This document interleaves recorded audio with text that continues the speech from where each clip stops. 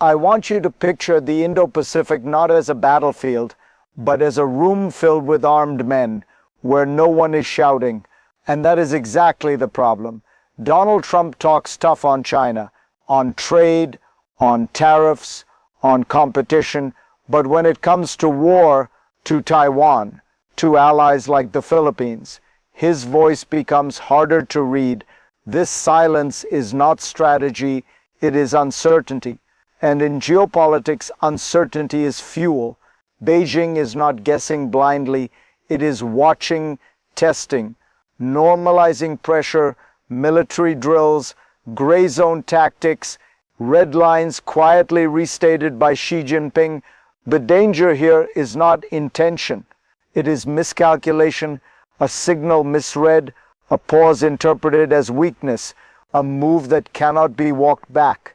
If this sounds distant, don't scroll away, because ambiguity doesn't stay abstract, it spreads.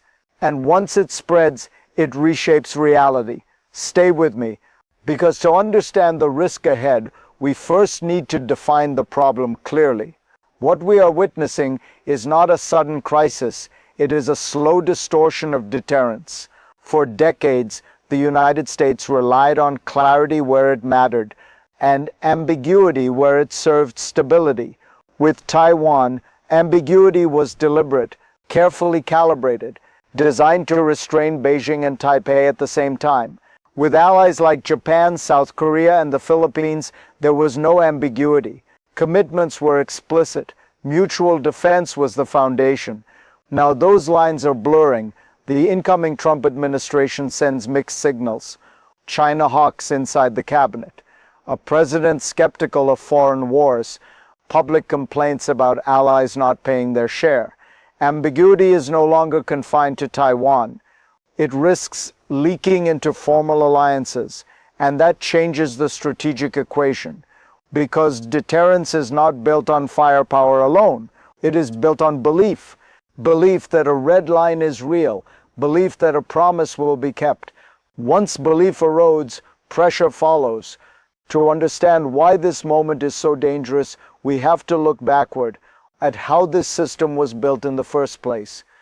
To understand this moment, we have to return to first principles, to history, to cycles of power. After the Cold War, the United States emerged as the dominant force in the Indo-Pacific. Its presence was not constant war, it was constant reassurance. China rose inside that system, economically first, militarily later. For years, Beijing accepted restraint, not because it abandoned its claims, but because time was on its side.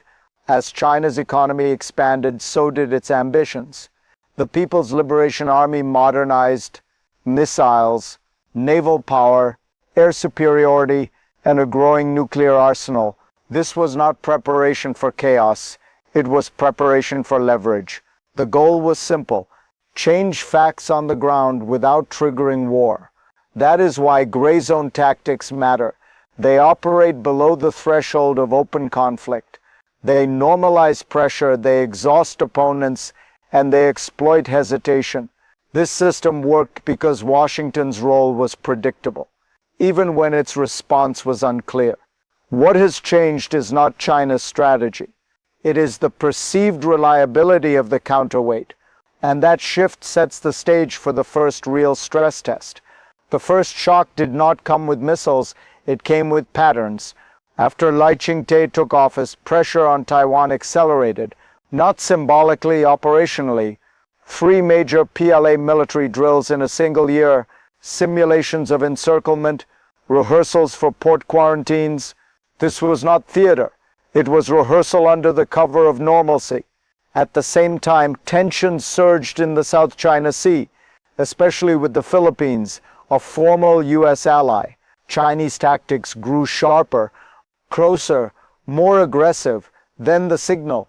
In the first 8 days of 2025, more PLA aircraft were detected around Taiwan than in all of January 2024 combined. The largest vessel in the Chinese Coast Guard fleet entered the Philippine EEZ. These were not isolated acts, they were coordinated messages, capability. resolve, and a question: would Washington respond or hesitate? If deterrence is a test, this was the first exam, and it revealed something unsettling, because ambiguity, once noticed, invites pressure, and pressure never stops on its own. What you are seeing now is the machinery beneath the surface, the logic that makes restraint harder with every move. Beijing is not rushing toward war, it is making war unnecessary. By maintaining a continuous presence of ships and aircraft, China rewrites what is normal. What once looked like escalation becomes routine. What once demanded response becomes background noise. This is the power of gray zone coercion. Against Taiwan and the Philippines, the imbalance is stark. The PLA outnumbers, outranges, outclasses. That asymmetry allows China to advance step by step, each move small enough to avoid a decisive response, but cumulative enough to change reality. The real trap is strategic. Pressure increases until a U.S. response becomes impossible without escalation, and escalation risks crossing Xi Jinping's red lines. For Taiwan, the objective goes further than influence. It is conquest. If confidence in U.S. assistance erodes, resistance weakens, and when that happens, intervention becomes exponentially harder. This is how ambiguity turns dangerous. Not suddenly, but mechanically. And once the machine is in motion, stopping it requires clarity that no one has yet provided. The second crisis builds faster, and it cuts closer to the edge. By now, pressure is no longer symbolic, it is constant, relentless. Beijing senses space, not permission, but opportunity. In the South China Sea, gray zone tactics intensify. Ramming, blocking, presence without retreat. For Manila, options narrow. Respond too weakly, and claims erode. Respond too forcefully, and escalation looms. Around Taiwan, the logic is darker. A blockade does not require invasion. A quarantine does not look like war, but it can strangle an island all the same. Here is the paradox. The more capable the PLA becomes, the shorter the window for deterrence. If Xi Jinping concludes that Washington will not intervene, delay loses its value, and that is where miscalculation thrives.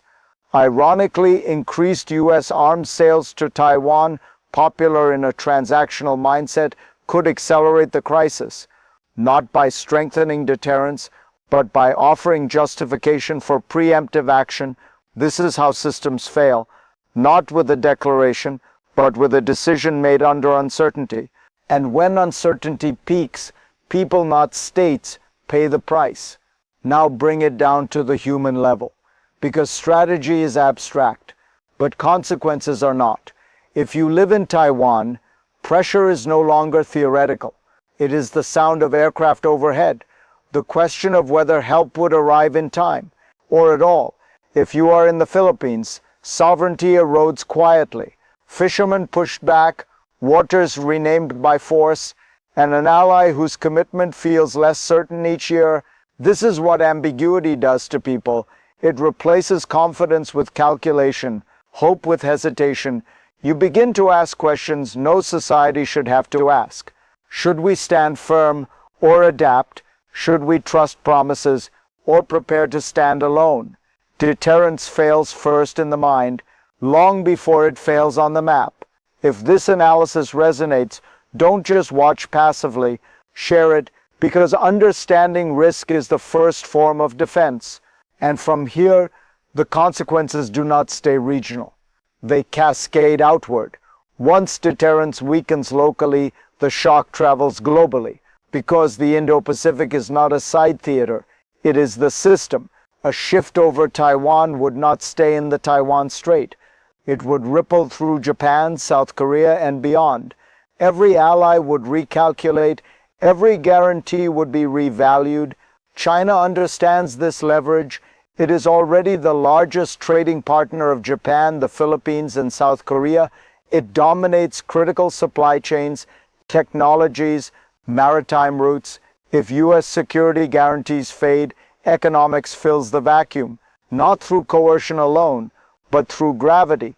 In that world, alignment becomes pragmatic, not ideological. Hegemony arrives quietly, and the signal would travel far beyond Asia, to Europe, to the Middle East, to every region that depends on American credibility. This is why ambiguity is never contained. It multiplies. What begins as uncertainty over one island becomes a referendum on global order. The question is no longer whether power shifts, it is how fast and at what cost. To answer that, we have to look ahead, at the futures now unfolding in parallel. From here, the future splits into three paths, not predictions, scenarios. First, the best case. The United States restores clarity, not aggression, clarity. Commitments are reaffirmed. Alliances are maintained proactively. Deterrence stabilizes behavior on all sides. In this world, Beijing recalculates, gray zone pressure continues, but escalation is capped, time stretches again. Second, the middle path. Ambiguity persists, signals remain mixed. China advances incrementally, allies hedge quietly. No war, but no confidence either. This is managed decline, stable on the surface, eroding underneath. Then there is the worst case. Ambiguity is read as retreat. Xi Jinping concludes deterrence will fail. And once confident in PLA superiority, the window closes. Action follows. Not because war is desired, but because delay no longer serves. This is the lesson of power transitions. Systems do not collapse from noise. They collapse from silence at the wrong moment. And that leaves us with one final question. What must be said before it is too late? This story does not end with a warning. It ends with a choice. The most dangerous outcome is not confrontation. It is confusion. History shows that wars often begin not from ambition, but from misread intent.